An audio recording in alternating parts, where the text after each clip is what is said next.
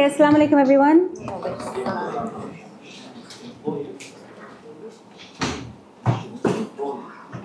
أعوذ بالله من الشيطان الرجيم بسم الله الرحمن الرحيم الحمد لله رب العالمين الصلاة والسلام على سيدنا محمد وعلى آله وصحبه أجمعين ربي اشرح لي صدري ويسر لي أمري واحلل عقدة من لساني يفقهوا قولي.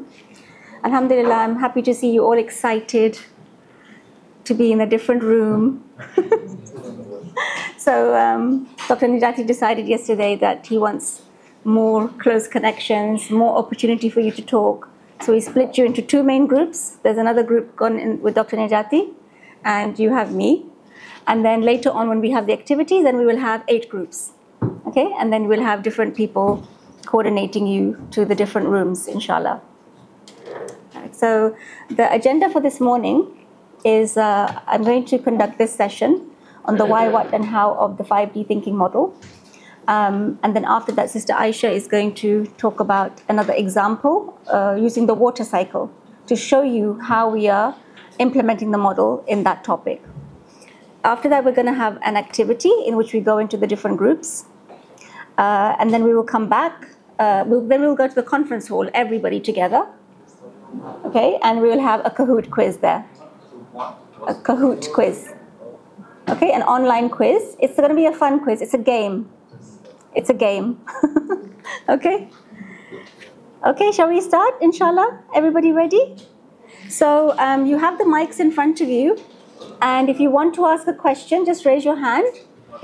But let's try and keep it focused on what's on the slide so that we can, inshallah, conclude. Can everyone hear me clearly? Is this mic working? Yeah? Okay. So yesterday I introduced the 5D thinking model in a very, I gave an overview. And now I want to go deep into this. The first thing we need to understand is about thinking, the importance of thinking. Yesterday Sister Sufia highlighted the importance of critical thinking, and I feel all of us as educators know that this is the main struggle we have, how to think. And Socrates is known as one of the greatest teachers, but he said, I cannot teach anybody anything.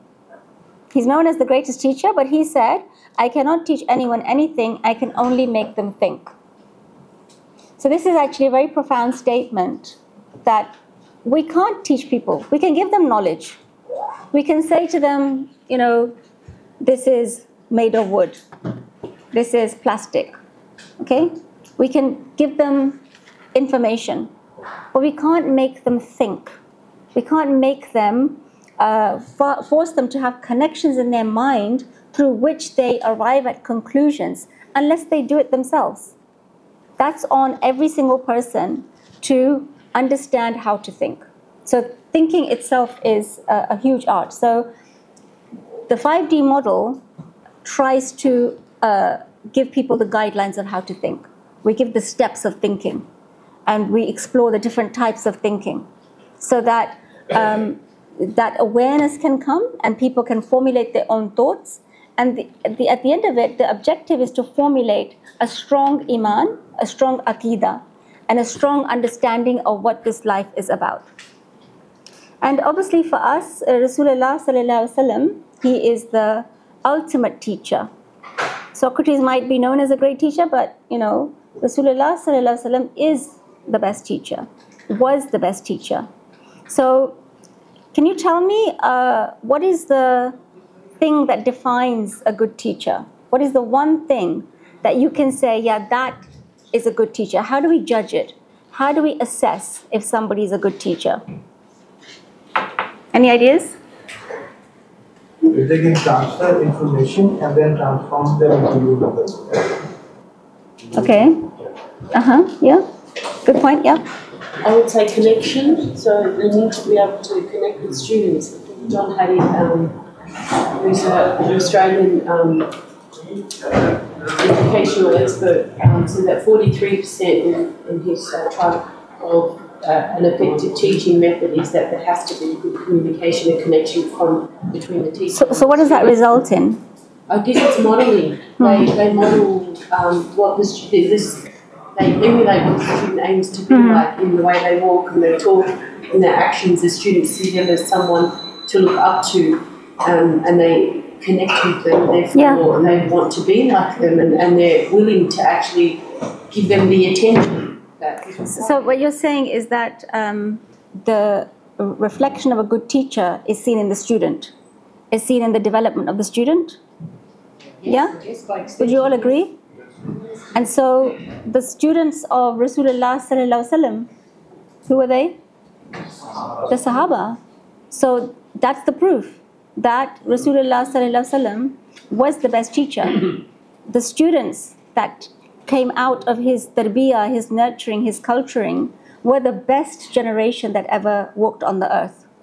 They came from people who were worshipping idols and doing all the things of Jahiliyyah.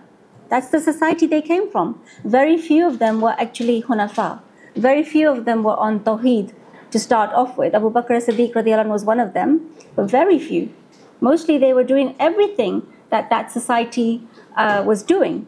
So the Rasulullah sallallahu alaihi wasallam's success as a teacher, one of them is the students. So therefore, and also then those students that are more students, and then today we have 2 billion Muslims, right? So we see the success of Islam as being the result of what it has produced, the product of the ummah. Okay? So how did Rasulullah sallallahu alaihi wasallam teach? He gained the love and the trust of the people.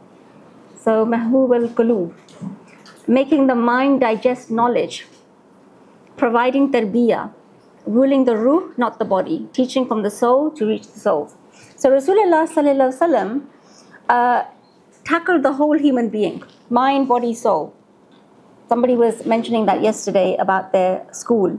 So that's basically the prophetic teaching, is to deal with the whole human being. And Allah subhanahu wa ta'ala in the Quran also, He asks us some questions. He says, can the blind and the sighted be equal? Say, O Prophet, are those who know equal to those who do not know? None will be mindful of this except people of reason. Ulil albab. So Allah subhanahu wa ta'ala in many verses of the Quran, He talks about thinking. He asks questions about human beings, comparing those who know and those who do not know, those who are blind and those who can see. Okay? And Allah subhanahu wa ta'ala says, أَفَلَا تَعْقِلُونَ?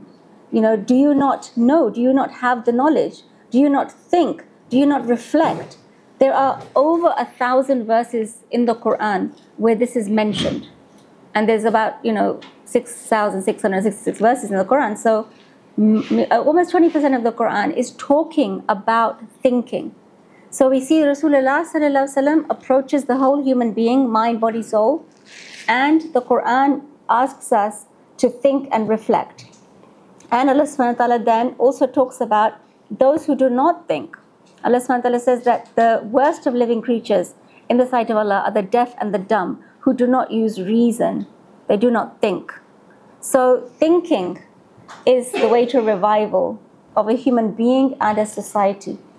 So that's why in terms of education, if you don't have the correct thinking, you cannot educate, you cannot teach.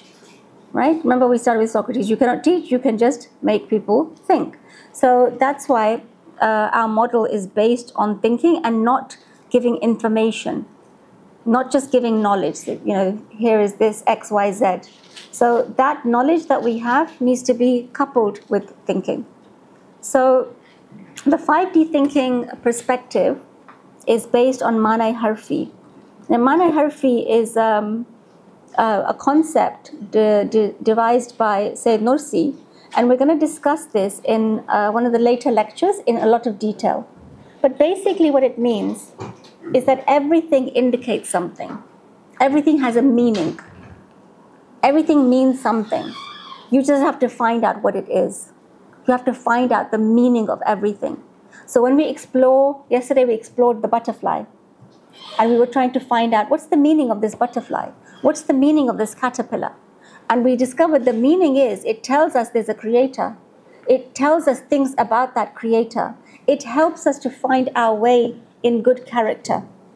So everything should do that. Everything should achieve that.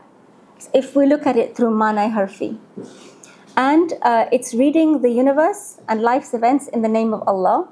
So again, this concept of reading the universe, Ikra Bismi Rabbi.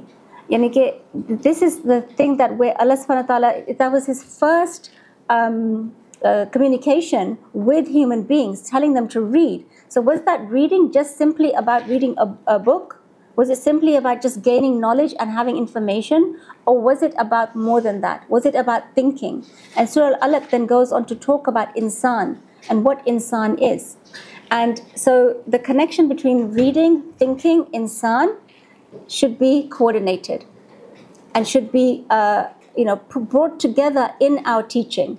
So that's why 5D thinking is based on reading the universe, understanding the universe. It doesn't follow an eclectic approach. It doesn't add religious teachings to the knowledge. We discussed this yesterday about Islamization. Not just adding on a verse, not just adding on an Islamic concept, but it should be something that you draw out. You draw out the understanding. Also, it's an integrative approach, deriving meaning and character lessons. It connects everything to God, showing His manifested names in everything.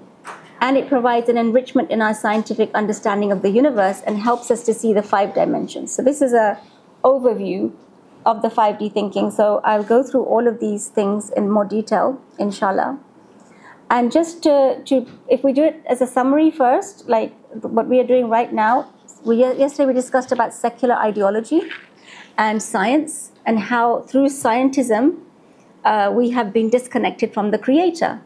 So this is the way education is working. The failed equation of modern education is the combination of science and secular ideology, removing God and character and leading to excellence without a soul.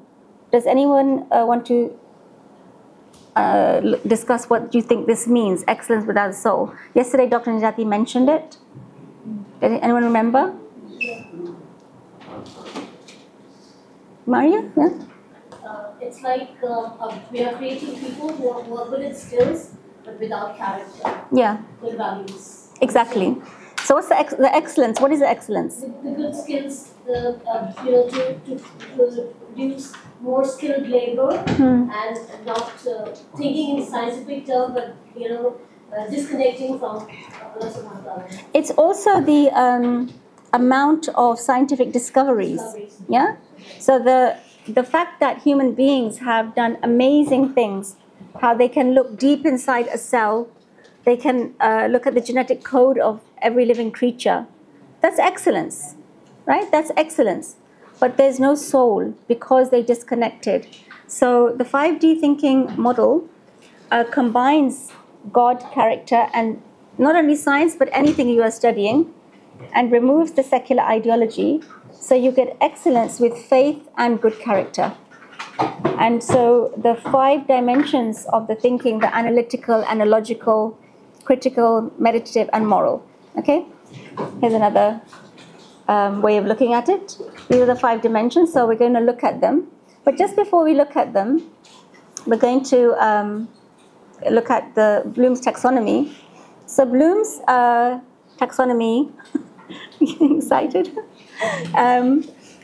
puts create at the top, right? So Dr. Najati came up with his own taxonomy. Discover.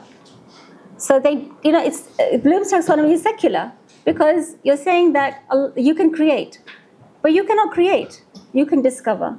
So the levels of thinking, we know the basic level is to remember and understand. Basic level, and this is generally what it's an easy thing for a teacher to do. Give lots of facts and then test the children on the same facts.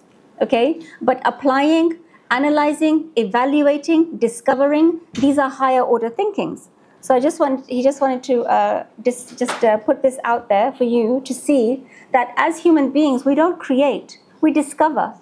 We don't make, we find what Allah subhanahu wa ta'ala has given us. And another analogy we want to bring is how the 5D thinking model can be compared to the kalma shahada. So the kalma shahada has various components. So if we start with ashhadu, yani ki I bear witness.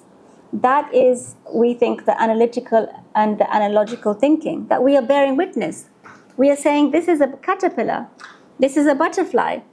Okay, we're looking at it, we're observing it, we're experiencing it. So we are saying, yes, I know this is here, I can see it. And the analogical thinking, we bring the analogy, again, something we can experience. So we're bearing witness to it. And then with the critical thinking, it's the negation. An la ilaha, negate. There is no God. I bear witness that there is no God. So in the critical thinking, we say there is no nature, there is no cause, there is no chance. Illallah, meditative thinking, except Allah. So here we connect to Allah subhanahu wa ta'ala strongly. And then Muhammadur Rasulullah, the moral thinking. So this is just an analysis of the Shahada, linking it into the critical thinking. And if you see the thought process, you start by looking at something, you look, you observe, here is some water, I bear witness, I can see this is water. I can make an analogy of water with something else. Then I can go to critical thinking and say, well, no, nothing else could have made this water. Nature could not have made this water. Water did not come by chance. But there is one creator who made this water. Okay, and then what do I learn from that water? I can learn to be pure, like water is pure. I can learn to be useful, like water is useful, quenches thirst. So the 5 dimensions of thinking, yesterday we started to look at it, analytical thinking. What do we do here? We are exploring. We're exploring anything. In your science book, whatever topic you have, whether you have forces or habitats or energy, the solar system, we are going to look at it through filtering the atheistic ideology. So yesterday we talked about it. I gave you examples from textbooks, remember? So today you're going to have an activity with that. We're going to give you an activity and ask you to filter the secular ideology from it.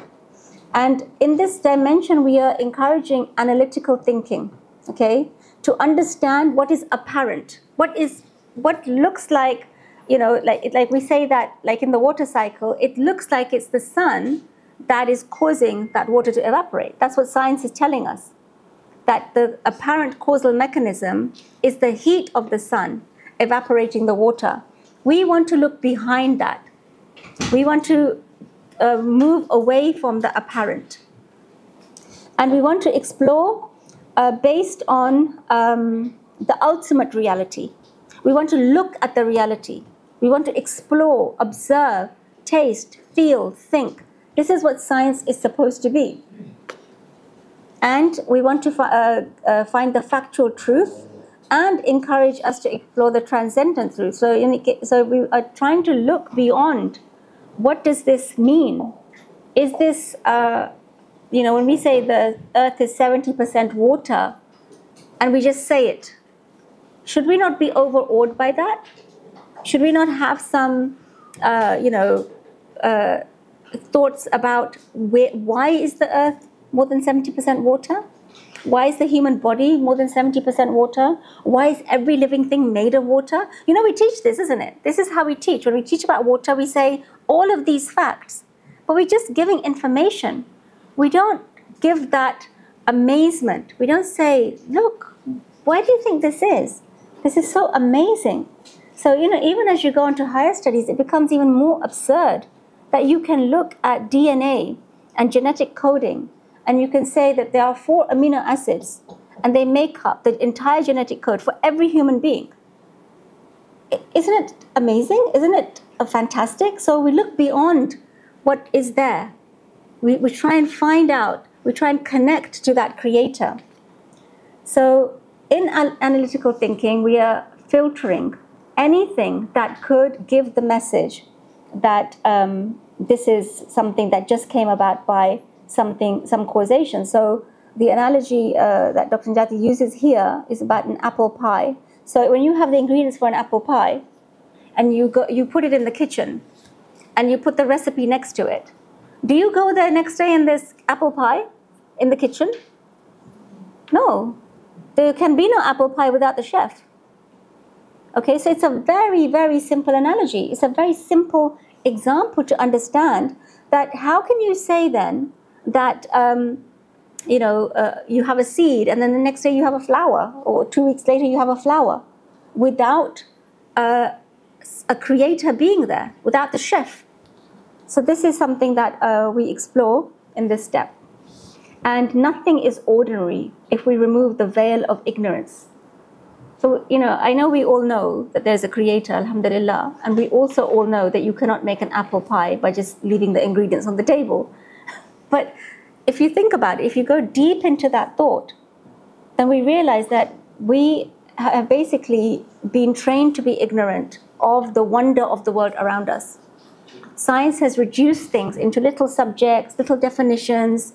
This is the cell, this is the animal cell, this is the plant cell, this is its cellular wall, this is its nucleus, and there's no wonder, there's no awe, there's no fascination, because we are just looking for the scientific truth rather than looking for the ultimate truth.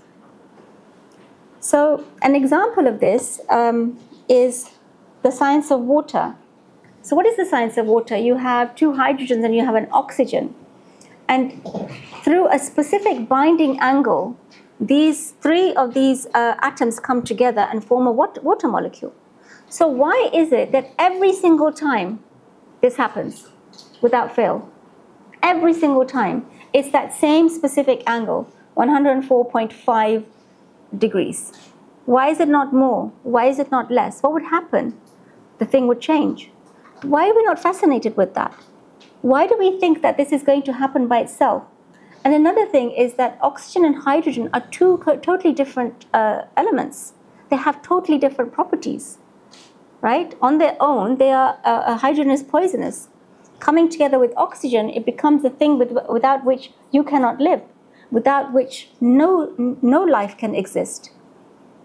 Yes? So we're not conditioned to think of that. We're not conditioned to question that how is it that 2 elements come together and form this product which is needed for life, for every aspect of life.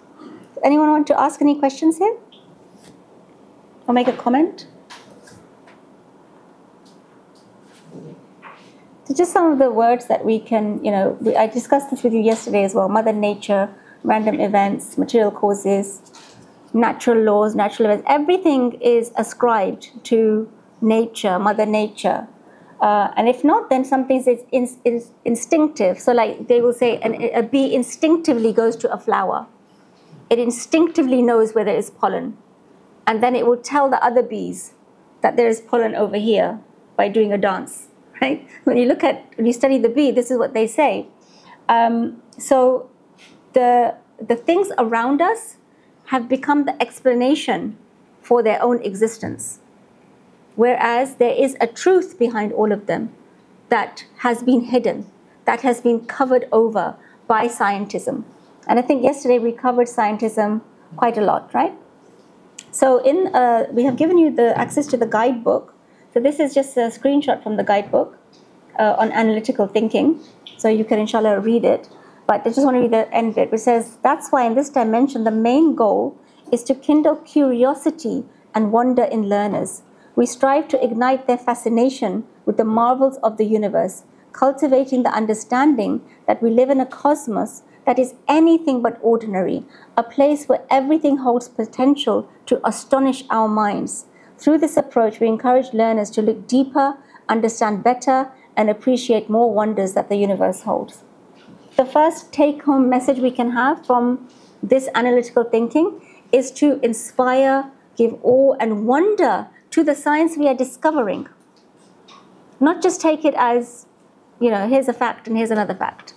Just list them, write them down, answer your questions and go home. We can use this, this lesson of science where we are exploring something to create curiosity and wonder. And I'm sure any of you who come across, National Geographic video, anything that is talking about something deep under the sea, or a bird, the way it flies, or a bird, the way it looks after its, eggs and builds a nest, it's fascinating, isn't it? We all feel that connection to Allah subhanahu wa ta'ala through that. We need to transfer that connection to our students. So then the second step is the analogy. We bring the analogy. Now, in the analogy, we compare what we are observing to something made by humans. When we compare it to something made by humans, it gives us a base to start a discussion.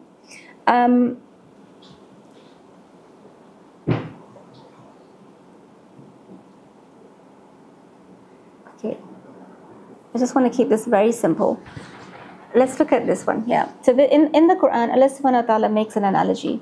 He makes many analogies. He gives us many different ways of looking at things. In this particular verse, Allah subhanahu wa ta'ala talks about kalima tayyiba and kalima khabisa. So the word that is good and the word that is evil. And Allah subhanahu wa ta'ala says that the good word, kalima tayyiba, is like a good tree. Its roots are fixed firmly in the ground, and its branches go high, and it bears fruit. So a good word is like that. Okay? A good word, a good thought, something that, a good expression produces fruit. Whereas something which is evil is torn up by the root. It doesn't have any stability, okay? And it doesn't produce anything. And it doesn't look good either. So Allah subhanahu wa ta'ala compares the two things. And He asks us to think about it. So this is why we use analogy, because analogical thinking helps us to understand. And I'm sure you as teachers are using analogies anyway, right? Yes. You use a lot of analogies to explain things. So in the 5D thinking, we always bring an analogy. So can you figure out some analogies for these topics? For the human eyes, what would be an analogy of something made by humans? A camera lens. Okay. So something made by humans, a human brain?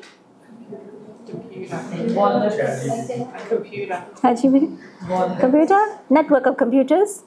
Yeah? Birds? Yeah. This is ABC right now. Camels? What kind of car? SUV? An SUV, yeah, exactly. And the water cycle? This is a hard one. Okay, we'll leave that as a mystery. Aisha's going to explain it, okay? Aisha's going to do that with you. Okay, so now we go to the critical thinking. So this helps us to question how what we are studying might have come about. How did water come about? How did this H2O angle become formed? And we want to question the material causation, natural properties, and chance. So these are the three things, the secular trios, which after lunch we will be discussing, inshallah. So we're finding the hidden realities. It's the la ilaha, it's the la, so, illallah, la ilaha. La ilaha, yeah. It's the la ilaha part of the kalma tawheed, that there is no God. So here we are going to question and filter. So let's look at the example of, yesterday we did the butterfly. Let's think of an example. What about the eyes? So if our topic is the eyes and our analogy is the camera, so how would we question nature, cause, and chance? So what does science say? That the eyes evolved over time, right? We evolved to see, to be able to see. Now, what about a camera? Can a camera evolve? How's a camera made? Who made the first camera? Why do you Islamic teachers not know this? You know this. Who made the first camera? Yes. Who said that? Yeah, Ibn Haytham. Oh, did you? Oh, sorry, I didn't hear you. Okay. So he made the first camera. How did he make it? Did it just appear in front of him? Did it evolve in front of him? So the camera in your phone, who made that? Who made the iPhone camera? How did it happen? Research. Research, tools, skills, knowledge, activity, and getting it wrong, then getting it right. So how did this happen with the eye?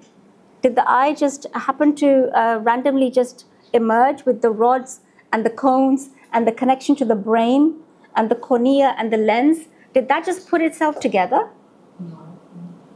That's recreated. It's very basic, right? It's something that is obvious. It's something we can experience. So the critical thinking is based on experience. Your experience, you already know that a camera is not going to put itself together. So then you make the analogy. So what about the human eye? Can the cells of the body put themselves together? Okay, why did the body decide to make the eyes in that way, the ears in the way that they are, the nose the way that it is? Why did the body do that? Which part of the body decided that?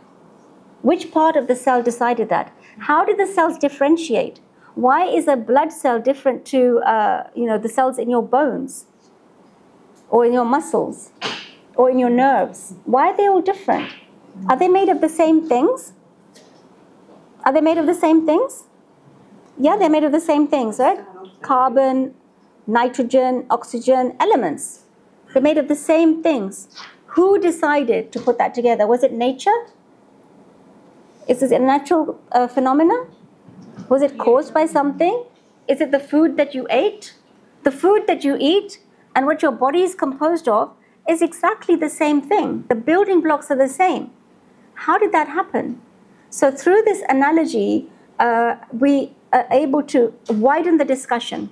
We're able to look at all of these things and say, no, it did not happen like this. It did not get caused by something. It did not happen by chance. Okay, is there any questions here? Any objections? You can object. The basic objective of this whole ideology is that we get the child to think that that if there is a creation, then there is a creator, and they have to finally reach to Allah, because if they start actually looking into the creation, then there'll be question arising that where they actually come from. Yeah, this is how it is. That's the purpose of this, and obviously, when you start doing this in the classroom, you'll find that the children become very quickly aware, and they start to look for these connections themselves. They start to bring their own examples. Okay, so in this part, we are trying to negate. Okay, we're saying there is no causation, there is no nature, there is no chance. There's no chance occurrence. Just in the same way that by chance a camera's components are not going to come together and form a camera that works. In the same way, how can you say that the cells of the body come together and makes eyes that are perfect, that can see? Okay, so that's the third one. And in here, just some words that shape our worldview. Things like natural gas. We talk about natural resources, nature's bounty, nature's gift, nature's beauty, nature's miracle, nature's wonders, nature's riches, nature's palette, nature's playground, nature's remedy, nature's harvest. So nature is given the attributes of the Creator. Okay? Yeah. They say Mother Nature. There's a force. They call it, there's a force that is moving things in the world, that is changing things, creating things. And then what about chance? Do we say this to our students? Good luck. Do you? You're not going to say it after this, are you? Because nothing happens by chance, right? You hit the jackpot, stroke of luck. So random luck, chance, doesn't exist. Everything is ordered. Okay? Nothing can happen by itself. Because if it was to happen by itself, it needs to have agency and power. Do things have agency and power? Do molecules have agency and power? They don't. They just matter. But who is it that moves that matter? Who is it that makes things happen? There were some people who were on the course, they were supposed to come. Something happened, they couldn't come. One of the sisters, she became very ill. She couldn't come. Somebody had another problem. They couldn't come. It wasn't luck that you are here. Allah subhanahu wa ta'ala brought you here. Every single thing that happens to us is planned. Nothing happens by coincidence. The eyes cannot be formulated by coincidence. Water, hydrogen and oxygen didn't come to form water by coincidence. So this is actually, it's actually taghut to say that things happen by luck, because you are saying that there's something else that has power. And then material causation. Here's some statements that normally wouldn't, you just teach them, you wouldn't think. Plants double in size with sunlight and water. Apple trees bear fruit in season. From a tiny acorn, a mighty oak grows. So are these things caused? Is spring causing cherry trees to blossom? Is rain making mushrooms come out of the earth? Is sunlight and water making the plants grow?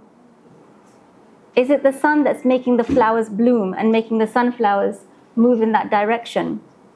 Are birds migrating because of the seasons? Is it the season that causes the bird to migrate?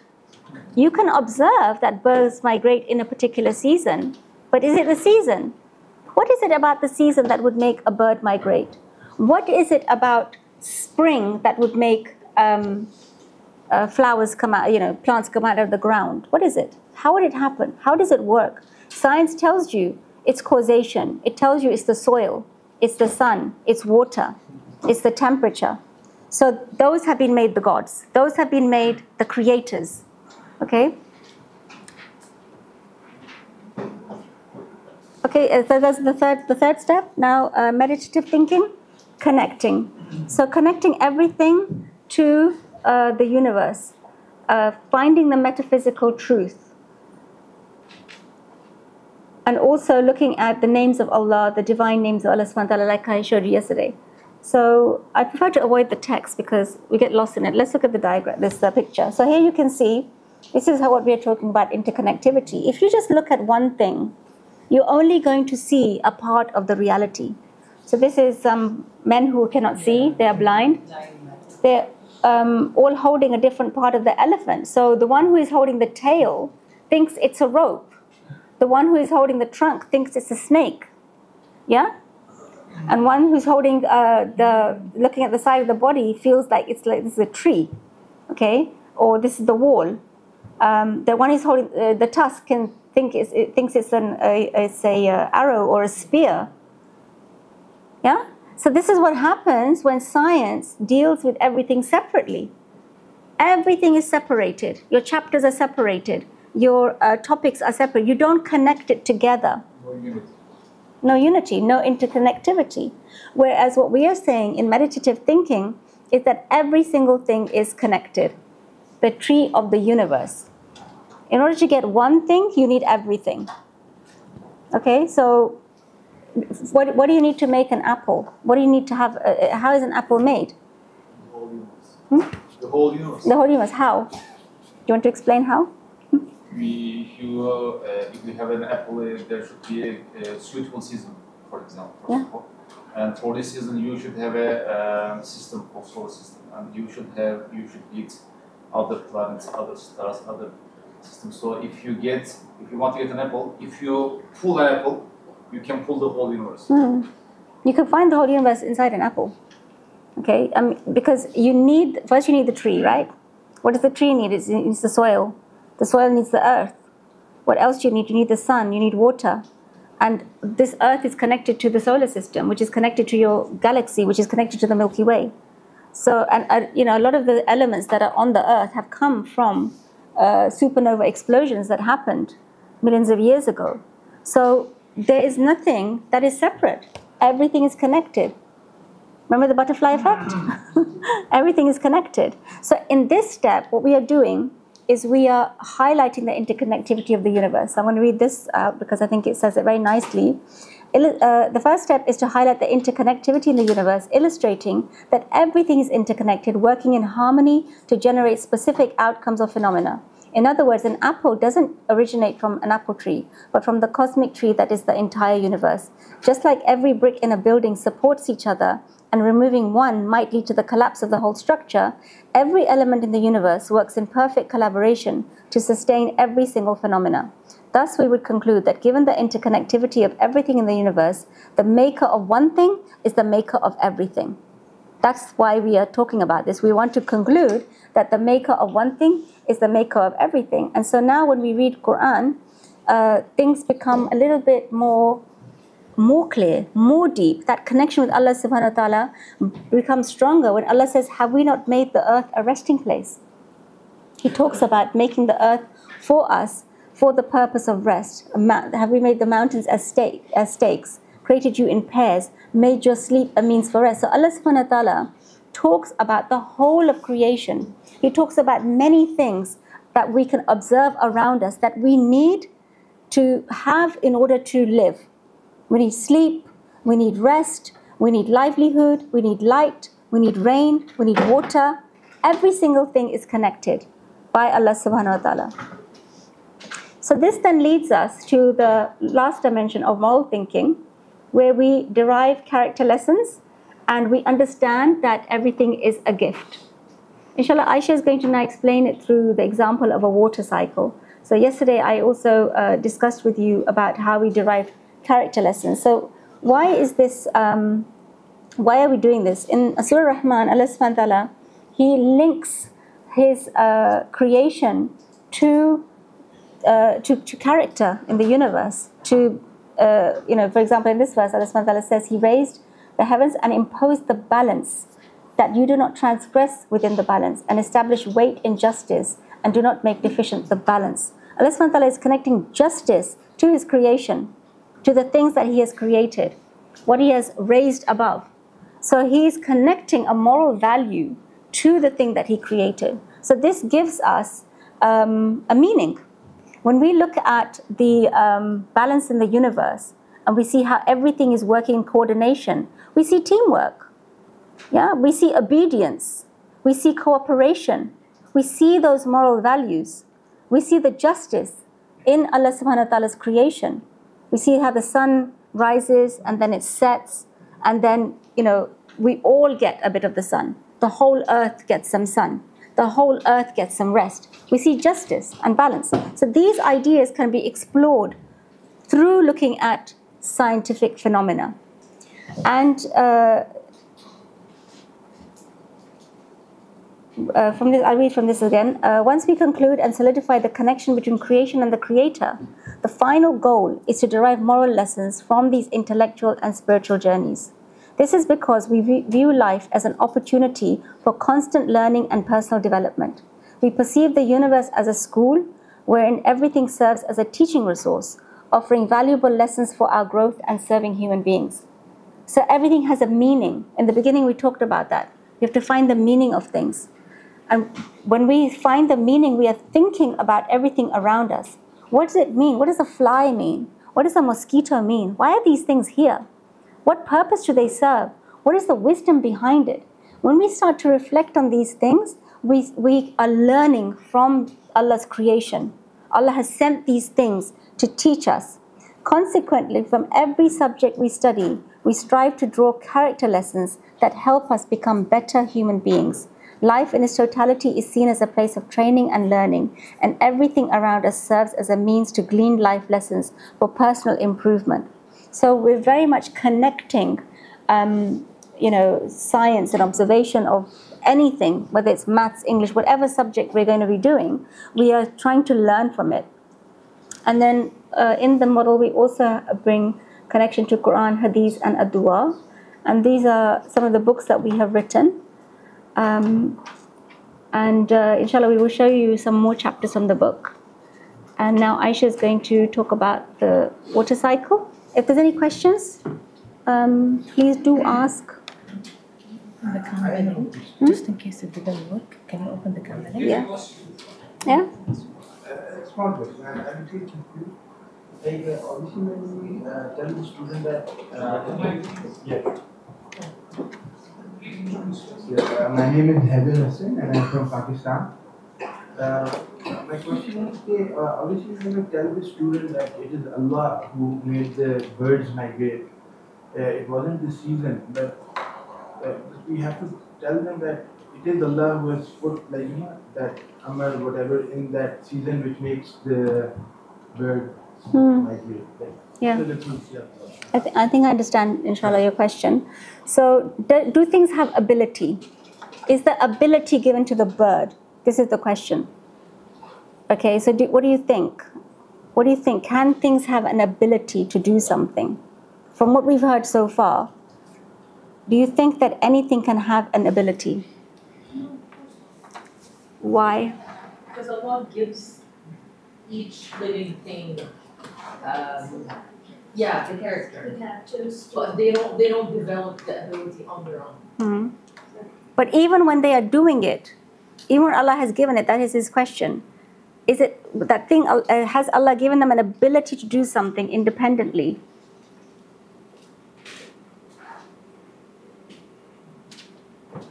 Anyone else? I feel there are some characters which Allah subhanahu wa ta'ala has placed inside the body of the bird or any such organism, and that, it's, I think, what I feel is that the instinct is given by, ordain of Allah subhanahu wa ta'ala. Okay, like for example, kun fayakun, be and it happens. So there are certain things where, we cannot argue and we cannot justify how it happens. So that's exactly why we need to sit and decide on, we as educators, we need to search and dive into the Quran and find out ways in which we can support our statements. So do you think that nature's instinct exists? Do you think bees have an instinct to go and find pollen? Do birds have that instinct to migrate? This is the question we're trying to resolve. So then how does will and instinct and ability, how does that connect?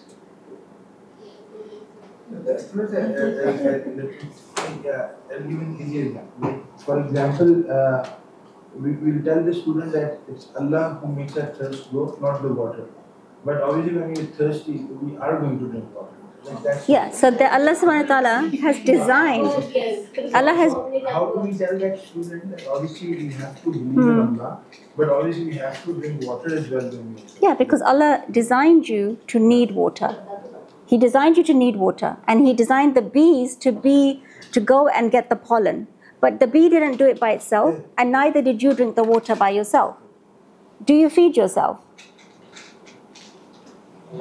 When we eat and drink, are we feeding ourselves? Am I drinking this? If I drink this water, yeah. Actually, when we see things happening regularly on a daily basis, we get habitualized with that phenomena, right?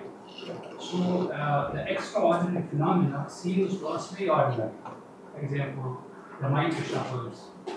But when you dig deep, you have to actually essentially realize the divine hand, right? It was not actually decided by the bird itself that I have to migrate from this place to that place. Everything, I mean the whole process, right? As she rightly said, the divine instinct, we can't, I don't know if it is right to use this word instinct, but actually the whole process, in the whole process, we have to see the presence of God. That's the vital element of this project. Appreciating the presence of God, recognizing that He is involved in the whole process. It's not like that watchman's argument. It was started at some point of time, class, now things are happening by their own. It's not like that. Yeah, it's not Allah started it and continues through a system. It's constant creation. It's this is what I was trying to get you guys to, the constant creation, that constantly, at every moment, at every time, Allah is creating. So every time my hand is moving, I'm not moving it. Allah is creating that movement. And when I ask the question, do we feed ourselves? If you think about it very profoundly, when you put food in your mouth, even that act of picking up the spoon and putting the food in your mouth, how many muscles and how many chemical reactions have to take place for that to happen? Are you doing it? Are you telling your muscles to do this? No. Who is doing it then? Are they doing it themselves? Do your cells have a mind? Do your muscles have a mind? Is there like coordination going on there? No, there's nothing like that at all. The things that we observe, Allah subhanahu wa ta'ala created, this is His wisdom and His design. He chose to do it this way. He chose to make us in a way to need water and to need food and to need sleep and to need plants and animals. Because what's the other way? What's the other world? Is Jannah. In Jannah, you don't need anything, but you have everything. Right? And Allah subhanahu wa ta'ala chose that creation to be in that way, whereby, you can eat whatever you like there, and you can think it will come in front of you. But here, if you think it's not going to come in front of you, you need to go do it. So that mechanism that Allah created, the way of the world, the design of the world, is something that is a constant creation. It's not something that he was the initiator or he was the first cause. He is the only cause. So this is a very powerful concept. If you think about it, it's very, very deep, and it makes you realize your impotence. It makes you realize how needy you are of Allah subhanahu wa ta'ala. I mean, when COVID happened, and what did we need? We needed oxygen. People didn't have oxygen, couldn't breathe. Something that was taken for granted.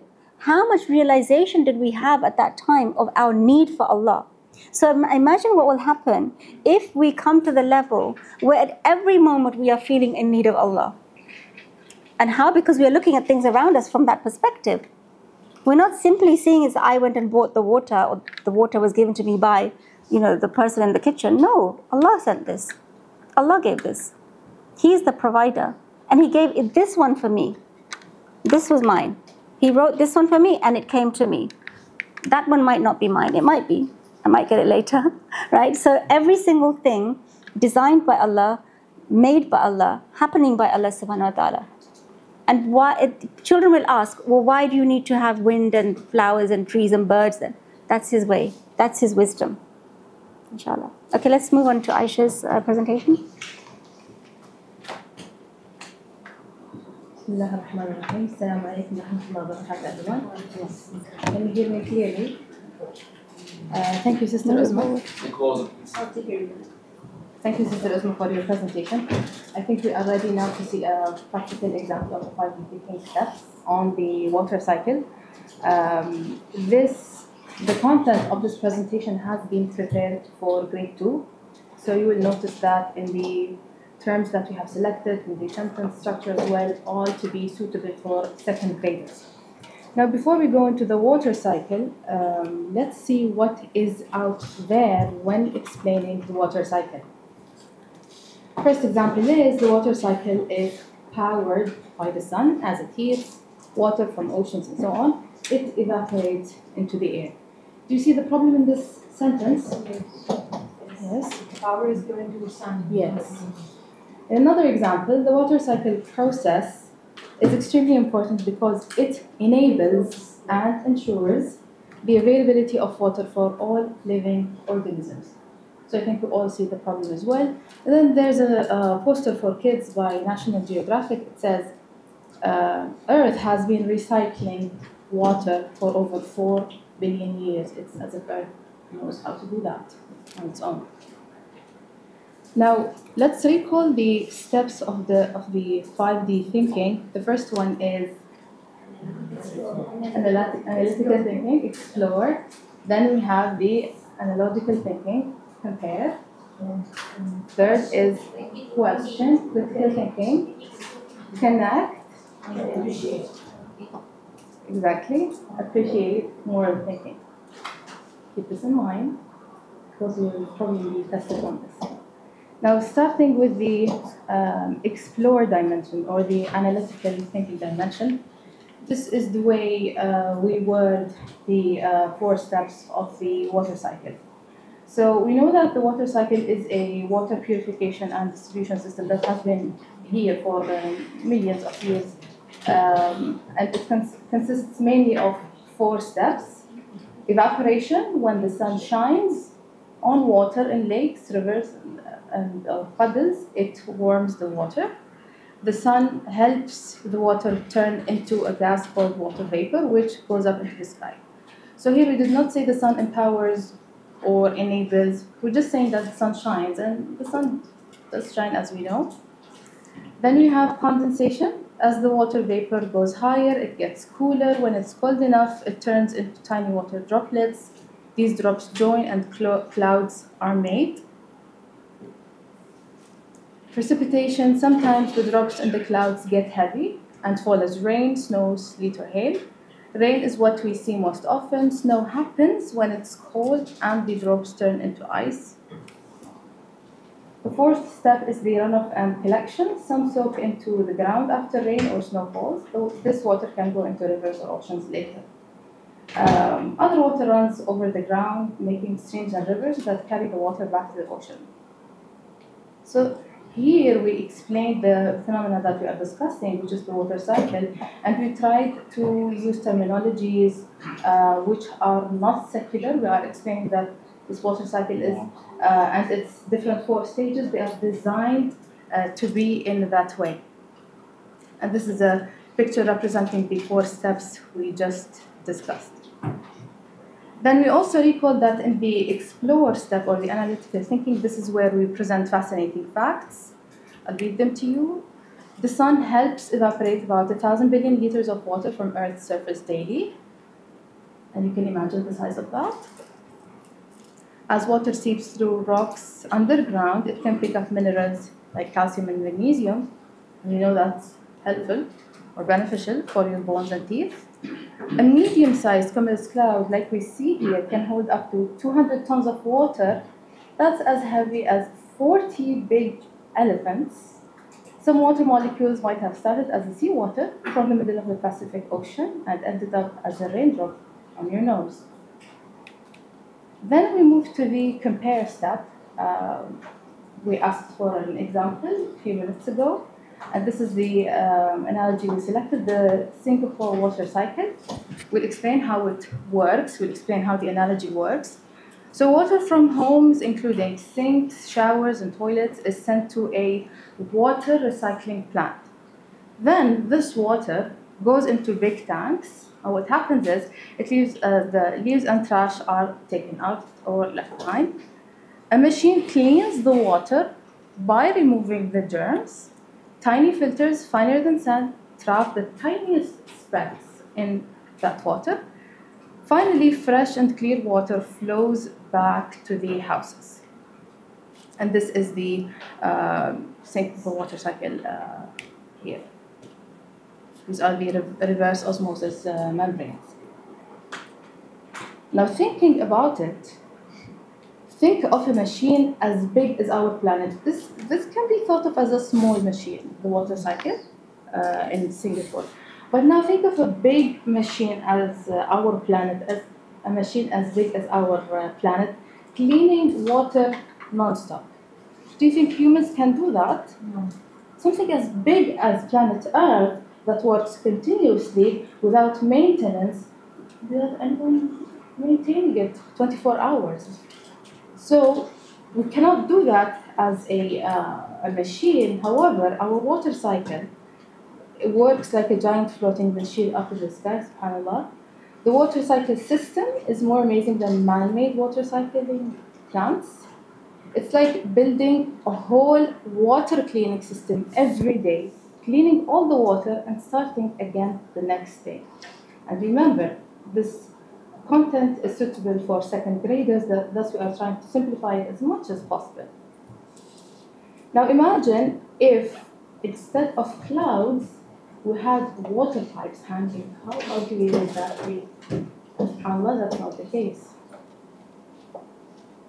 Moving down the river, we go to the third step, which is the question. So we explored the water cycle, we provided analogy, we reflected slightly on the analogy, and now it's time to question both the analogy and the phenomena that we are discussing. So nature, questioning nature. Nature does not have a brain to think about making things work together. So who plans the water cycle? Coming to chance, anyone wants to take a question on chance?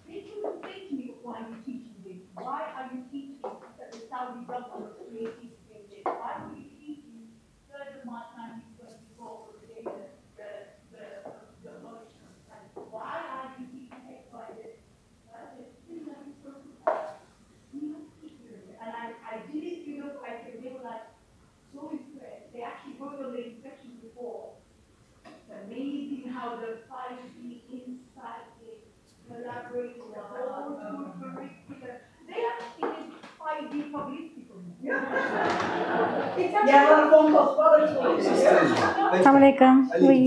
How are you? Alhamdulillah, I'm fine. How are You you? finished? No. I just came to see the room name for the message. Which one you are looking? No, we're going to be in here. So I'm writing the name of the Okay, room. how are you? How's everything? I'm good. How are you? How's family? Everyone fine? everyone? How is your family? Alhamdulillah, alhamdulillah. Inshallah. Yeah, you are busy. I'm around, inshallah. We will talk. Okay, thank you.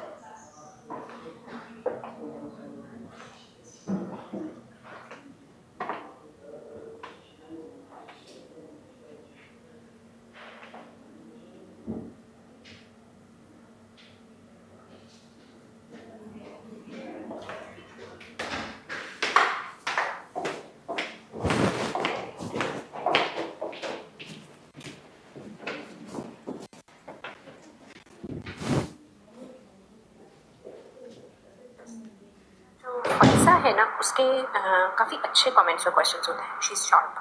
तो definitely अच्छा जो फ़ाइज़ा है ना, उसके काफ़ी अच्छे comments और questions होते हैं. She is sharp. तो डेफिनेटली उसकी एब्सेंस में हल्का का इफेक्ट होगा और वो करंट सिचुएशन से कॉन्सेप्ट्स को अंडरस्टैंड भी करती है और नहीं. आई थिंक इस फ़र्क को ना सब नोट करेंगे. क्या फिर वो वाले पॉइंट्स मैं खुद ही रेस करना शुरू कर दूँ हल्का में, सो दैट वो एक चीज़ अफेक्ट मत हो.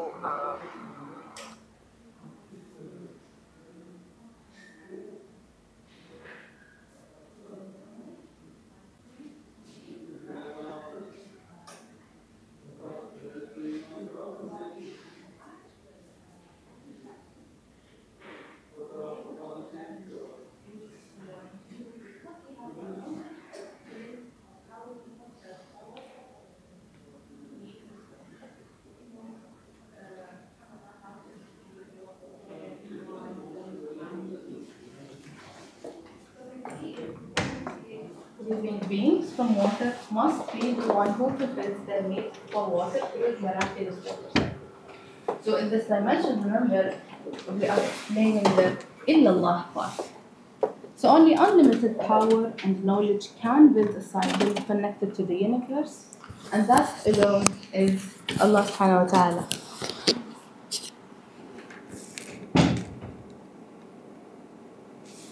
Now coming to the divine names, this is also in the connect step, which is the meditative thinking. These are the ones that we have selected for grade 2 students.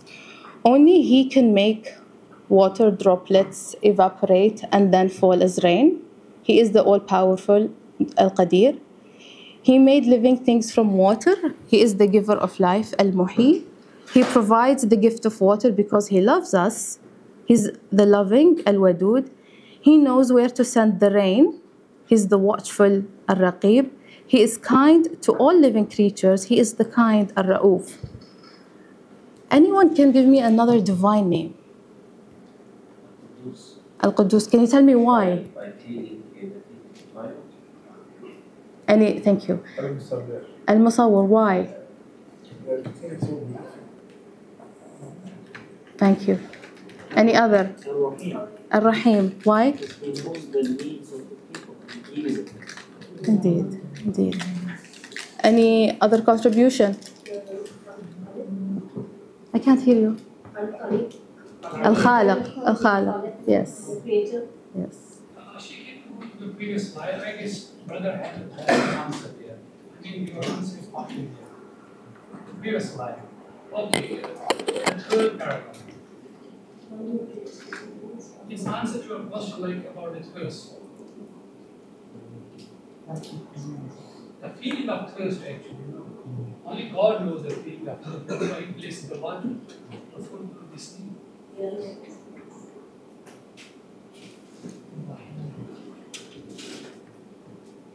And then He gave us the feet to go. Yes, indeed. So these kind of sentences or examples that you have just said, we change these sentences or these reasons as we go up in the grades or levels. So here, of course, divine names are same for everyone, but the justification is adjusted according to the grade level and according to the audience as well. Then we go to the fifth step, which is the appreciate or the moral thinking. It has several elements to it. The first one is we imagine what would happen if there was no water cycle. And why do we do that? Because by that way, we understand that the water cycle is indeed a gift. So if we imagine that there is no water cycle, these are possible scenarios. There would be thirst everywhere.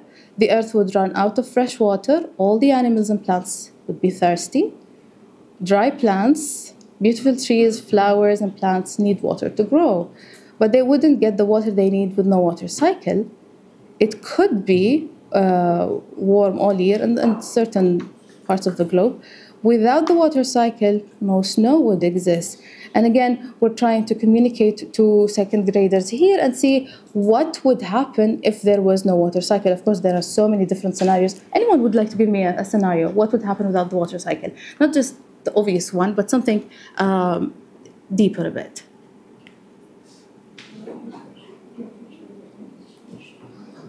We all know that there would be no life. Any specific examples?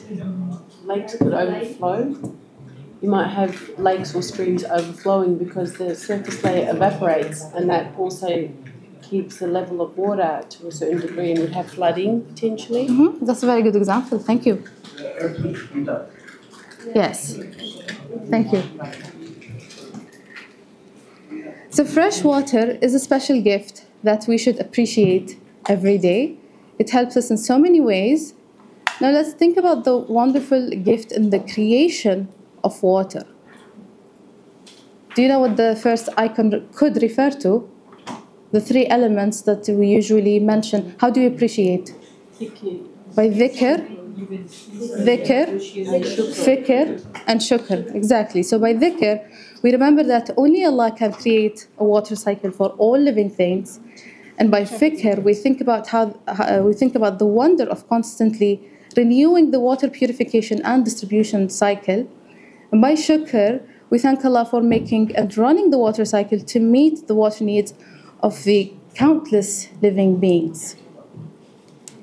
In this step as well, we've seen the what if scenarios, we've seen how to do dhikr, fikr, shukr, and now we come to the character lessons. These are the lessons we derived from the water cycle. There are many, but these are the examples we have. Make your heart clean. Just like water leaves dirt behind when it turns into vapor, work on making your heart clean from the sins and bad thoughts, becoming better every day.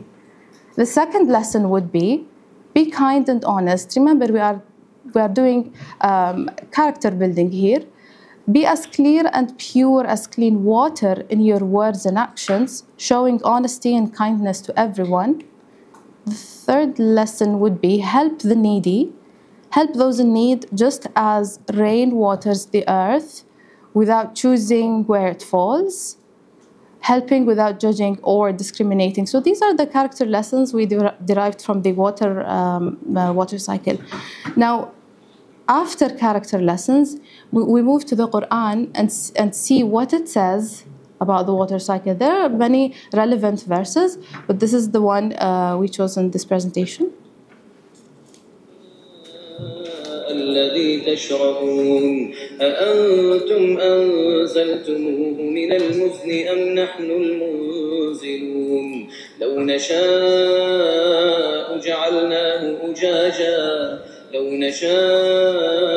جعلناه أجاجا فلولا تشكرون.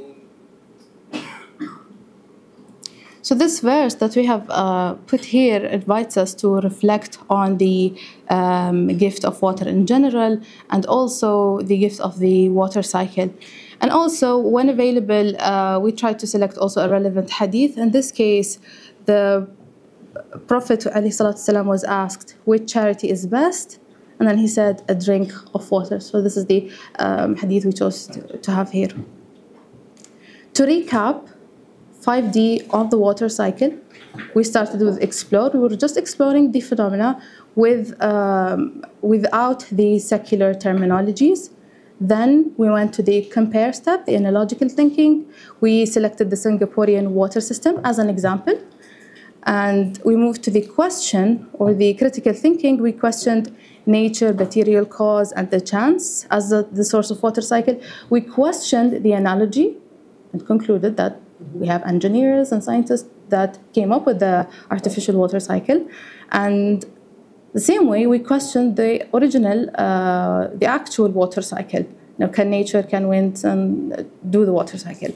Then, leaving those questions, we answer them in the connect aspect, the meditative thinking, where we emphasize on the interconnectivity and interdependency, how everything is connected to each other and dependent on each other to actually have the water cycle. Just like we need the entire universe to have an apple, the same is required for the water cycle.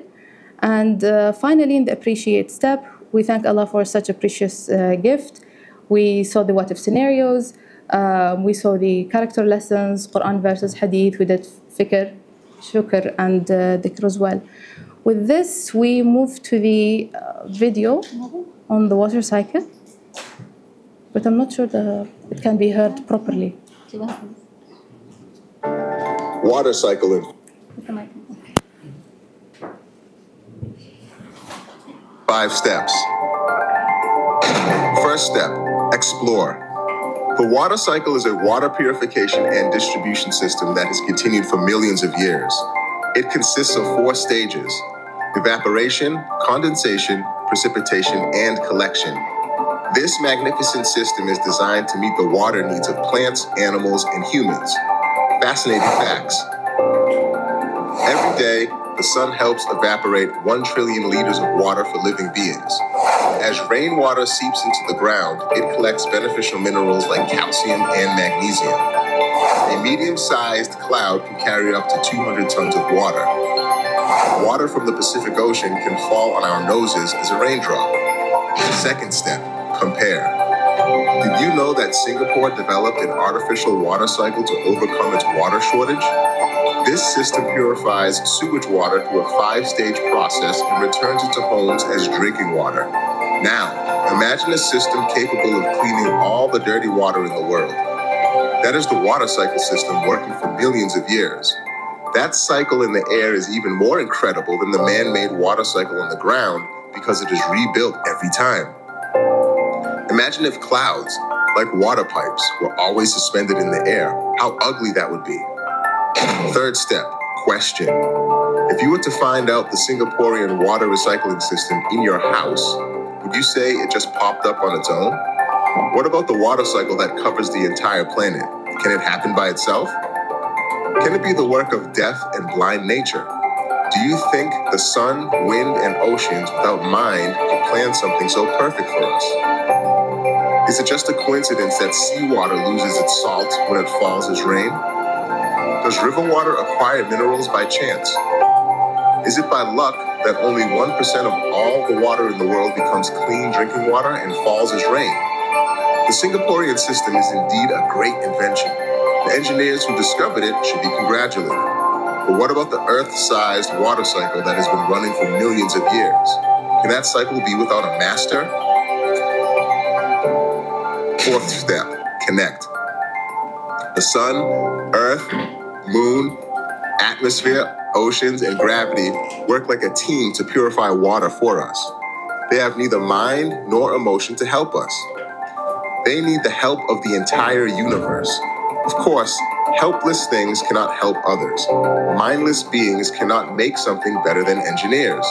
This means that the maker of the water cycle is the maker of the earth and all that lives on it. Indeed, the one who creates living beings from water must be the one who fulfills their need for water through the miraculous water cycle. What does the water cycle tell us about its maker? My maker is the life giver who creates living beings from simple water. He is all-knowing and all-powerful who creates the water cycle for living beings in connection with the universe. He is the most merciful and the most loving who gives them water for free out of his mercy and love. Fifth step, appreciate. Imagine if your water cycle suddenly stopped. No showers, no clean dishes, no cleaning. Life would become difficult. How about if the God-sustained water cycle became disrupted? Rivers would run dry. Crops would fail without rain. Animals and humans would die. Water is a precious gift for all living beings. For the gift of water distributed to us through the water cycle, we should do 1. Dhikr. Remember that only Allah can create water and water cycle. 2. Fikr. Reflect on the wonder of constantly renewing water purification and distribution cycle. 3. Shukr. Wholeheartedly thank Allah for meeting the water needs of countless living beings with the water cycle. Let's hear some character lessons from the water cycle. Purify your soul like evaporating water droplets. Be like clean water with your words and character. Help people in need without discrimination like rain. Let's now listen to the Quran. Have you considered the water you drink? Is it you who bring it down from the clouds, or is it we who do so? If we willed, we could make it salty. Will you not then give thanks? Let's end our journey with a prayer. O Allah, grant us a heart to thank without end for countless water droplets you have sent. This wonderful cycle is a gift from above, a sign of your mercy, kindness, and love.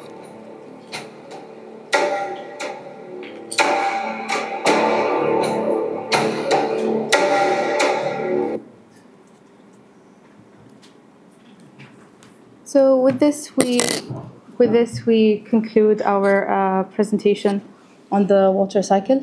Thank you very much, everyone. شكرا لحسن استماعكم. السلام عليكم. Any questions? Yes.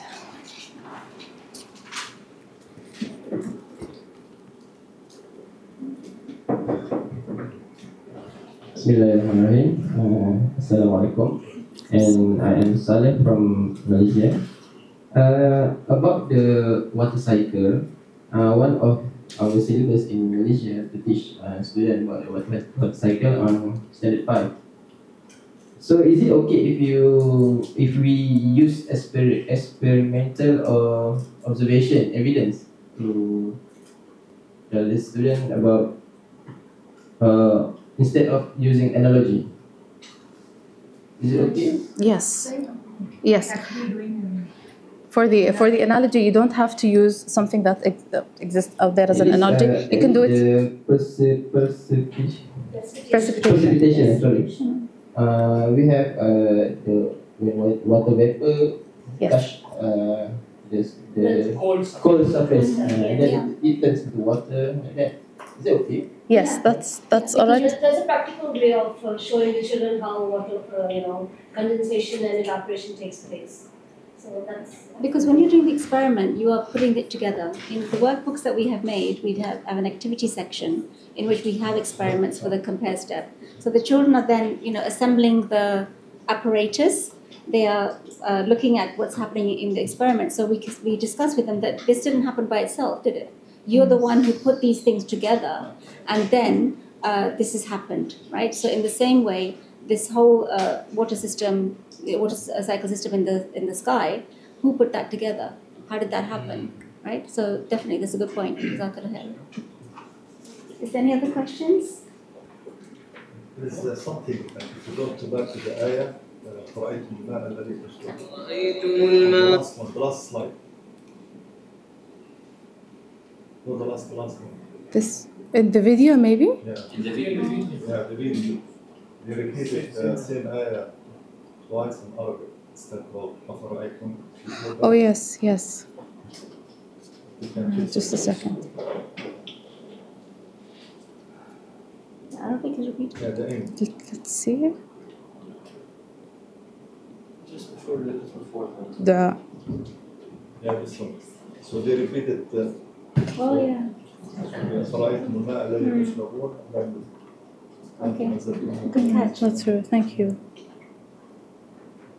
Thank you. We'll correct it, inshallah. So what happens is with these videos, usually they do go out on YouTube for more than one time in some cases. And we do incorporate any catches from any of the audience. Some of them sometimes leave something in the comments. Sometimes it's from our participants in the group on WhatsApp. And so thank you. Please keep an eye on whatever we post so that we quickly revise and upload the updated versions. Okay.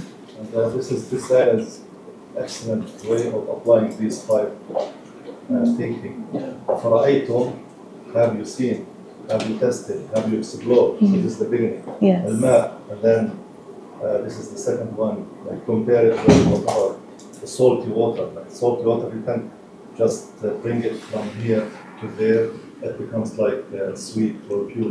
So there is a process. الذي تشربون. أنتم, and this is the question. أنتم أنزلتموه من المزن. Are you the one who caused it to come down from the clouds, or us? So think of this, right? Critical thinking. Who's the one? You know, the majority of the water that evaporates salty, right? Because of the ocean and the sea is all them salty.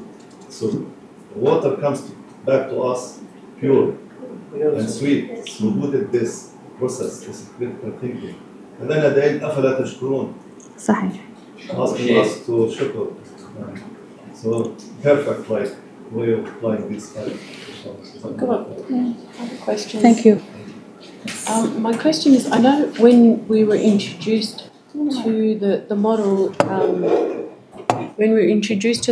we were told this can apply to not just science. So I'm curious to know, because we had the caterpillar, the butterfly example and the water cycle, which are both very much part of science, but do you have any examples of this for, say, a humanities topic, whether it be history or potentially English, like how we could use the explore, compare, question, connect, appreciate? That would really be just so that it actually really sits in my mind. I would appreciate in our that. pilot schools, the teachers have been doing it on all the different subjects. Okay. Yeah, so we can give you some examples. We can share it with you. But in our research, because obviously we're going step by step, so we're researching, and at the same time we are focusing heavily on the science books. So we're very preoccupied with that. But as soon as this is done, we intend to move to social sciences next, inshallah, social sciences, and then languages, inshallah. But I can give you examples of how teachers have gone and applied it already. So take the framework and go and take any lesson and apply it, inshallah. So it has been done. It's been done, yeah, in our pilot schools in Canada. So we have a session with the pilot school, I think, this afternoon. Yeah. Sister Ghazala will, inshallah, reflect on this. Inshallah, yeah. Inshallah. Sister Saba, who is with her, Saba Alvi, she did an excellent English lesson. I was so impressed, mashallah. It was on public speaking. And I was thinking, how is she going to do this? She did a really great job. So inshallah, you can talk to her as well. So obviously for the other subjects, it's still a work in progress. But we are going to do it because it's not just about science. Yeah. Secularization is hidden in all the subjects, inshallah. Right? So we'll deal with that. So jazakallah khair, everyone, for your attention and your comments. So I'm just going to make some announcements. Please listen carefully. Okay, so nobody gets lost anywhere. Okay. So there's tea outside. So you grab your tea and you look in the WhatsApp group and you see where your room is. Now all the rooms are over here. Just go around the corner.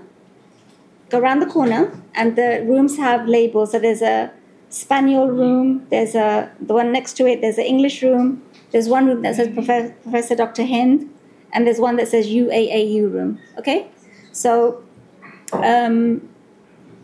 your sister Aisha is going to go to the masjid, and Saba's group is going to be over there. Batul, your group is over here, and all the men's groups are over there. You can just decide which ones you want. Okay, Brother Bilal, you can coordinate for the men. Okay, so what are we doing? We're grabbing coffee, and we're going to the room. And then the activity is on the group, activity 1. What is your task? You read the activity, and you find the secular hidden ideology in that.